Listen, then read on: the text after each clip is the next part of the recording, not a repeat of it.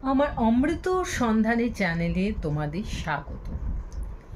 আজকে আরেকটা নতুন রিডিং করতে চলেছি স্যাজিটেরিয়াস সানমুন রাইজিং অ্যান্ড ভেনাসের জন্য। এই রিডিংটা ছোট্ট এবং ভেরি ভেরি ইন্টারেস্টিং হতে চলেছে, কারণ বন্ধুরা এটা দিওয়ালি স্পেশাল বা কালী পুজো স্পেশাল রিডিং হতে চলেছে। তার আগে সবার আগে বলে দিই, থ্যাংক ইউ স্যাজিটেরিয়াস আমার চ্যানেলটাকে সাপোর্ট করার জন্য, সাবস্ক্রাইব করার জন্যে।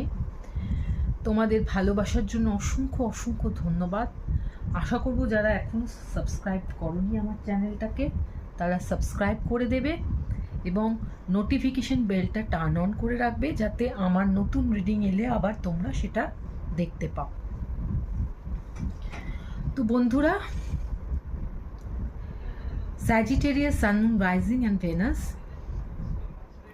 এই যে দিওয়ালি টাইমটা আসছে বা কালী পুজোর টাইমটা আসছে, আমরা সবাই জানি যে এই টাইমে নেগেটিভ শক্তির একটা প্রভাব আমরা দেখতে পাই এবং এই সময়টা নেগেটিভ শক্তিকে জয় করার সময় এবং অবশ্যই পজিটিভ শক্তির আরাধনার সময়। তাহলে আমার রিডিংটা এই বিষয়বস্তুর ওপর কেন্দ্র করে যে এই সময় যে তোমাদের অবচেতন মনে বা সাবকনশিয়াস মাইন্ডে যে নেগেটিভ এনার্জিগুলো আসতে চলেছে, সেগুলো কি কি হতে চলেছে এবং সেগুলোকে আমরা কিভাবে ডিল করব। তাছাড়াও আমরা দেখব যে এই সময় মা কালী বা পজিটিভ এনার্জি, তোমরা যে পজিটিভ এনার্জিরই আরাধনা করে থাকো না কেন, সেই পজিটিভ এনার্জি এই সময় তোমার জন্য কি কি ব্লেসিংস এনে দিচ্ছে। তো চলো আর সময় নষ্ট না করে দেখা যাক কি কি নেগেটিভ এনার্জি এই সময় তোমার মনে দানা বাঁধতে চলেছে।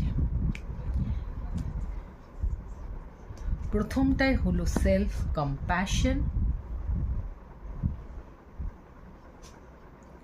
নেক্সট হলো ইমোশনাল রিলিজ,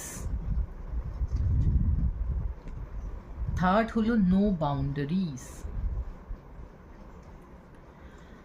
তো স্যাজিটেরিয়াস, আমরা যেটা দেখতে পাচ্ছি যে এই সময়